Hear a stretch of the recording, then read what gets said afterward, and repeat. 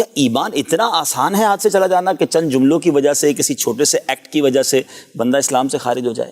دیکھیں بہت ساری چیزیں ایسی ہوتی ہیں کہ چیز تو بہت بڑی ہوتی ہے، ٹھیک ہے، لیکن اس کا فیصلہ چند جملوں میں ہو جاتا ہے اور چند منٹس کے اندر ہو جاتا ہے۔ ٹھیک ہے، ایک لڑکا لڑکی آپس میں ایک دوسرے پہ حرام ہوتے ہیں، وہ ایک دوسرے کے لیے اجنبی ہوتے ہیں، لیکن صرف اتنا جملہ کہ میں نے تمہارے ساتھ اتنے مہر پہ نکاح کیا، اور لڑکی کہتی ہے میں نے قبول کیا، ٹھیک ہے، یہ گواہوں کی موجودگی میں یہ دو جملے ہیں جو اس حرام کو حلال میں بدل دیتے ہیں۔ لیکن کس درجے کی حرمت اللہ، اور کیسے سیکنڈز کے اندر جو ہے وہ حلت کے اندر بدل گئی، حلال ہونے کے اندر بدل گئی۔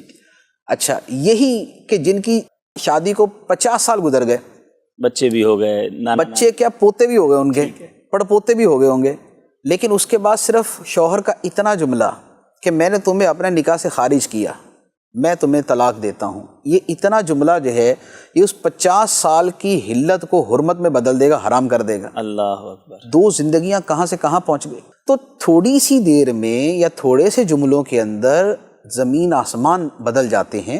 اسی طریقے سے ایمان کا معاملہ ہے۔ اب یہ دیکھیں کہ جب کافر مسلمان ہوتا ہے تو وہ کون سا جو ہے وہ پہاڑ کھودتا ہے، وہ تب جا کے مسلمان ہوتا ہے۔ اتنا ہی بولتا ہے نا، لا الہ الا اللہ محمد رسول اللہ، میں اس کی گواہی دیتا ہوں۔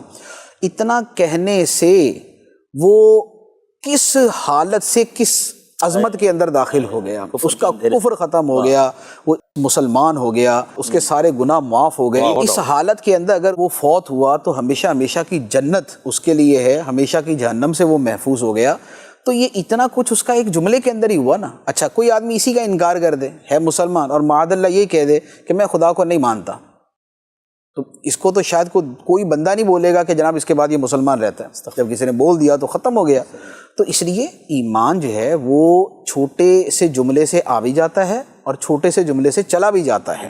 ہاں یہ ہے کہ جملے کی نوعیت دیکھی جائے کہ کس لیول کا جملہ ہے۔ تو لہٰذا یہ کوئی بات نہیں ہے کہ جناب چھوٹی سی چیز یا تھوڑی سی دیر کے اندر اتنا بڑا فیصلہ کیسے ہو جاتا ہے، جیسے دنیا کے باقی سارے فیصلے ہو جاتے ہیں، یہ بھی ہو جاتا ہے۔ کیا اس بات کی کہیں شریعت اور اسلام و دین میں وضاحت موجود ہے کہ ایک شخص مسلمان ہو کر مرتد ہو سکتا ہے؟ اس کی تو بڑی واضح سی آیات بھی ہیں اور احادیث بھی اس کے بارے میں ہیں۔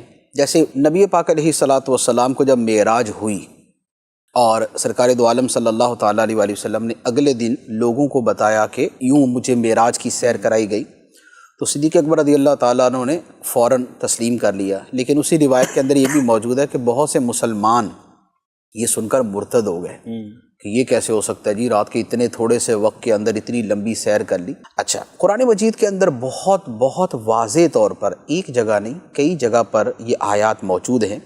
ایک جگہ فرمایا وَمَن يَرْتَدِدْ مِنْكُمْ عَنْ دِينِهِ فَيَمُتْ وَهُوَ كَافِرٌ فَأُولَٰئِكَ حَبِطَتْ أَعْمَالُهُم فِي الدُّنْيَا وَالْآخِرَةِ، اور تم میں جو شخص اپنے دین سے مرتد ہو جائے یعنی پھر جائے، پھر وہ اسی حال میں مر جائے کہ وہ کافر ہو، تو فرمایا کہ وہ لوگ ہیں کہ جن کے اعمال دنیا میں بھی برباد ہو گئے اور آخرت میں بھی برباد ہو گئے۔ ایک موقع کے اوپر کچھ لوگوں نے نبی پاک صلی اللہ تعالیٰ علیہ وآلہ وسلم کے بارے میں مذاق کا جملہ کہا۔ اب نبی کا مذاق اڑانا کفر ہے، بڑی واضح سی بات۔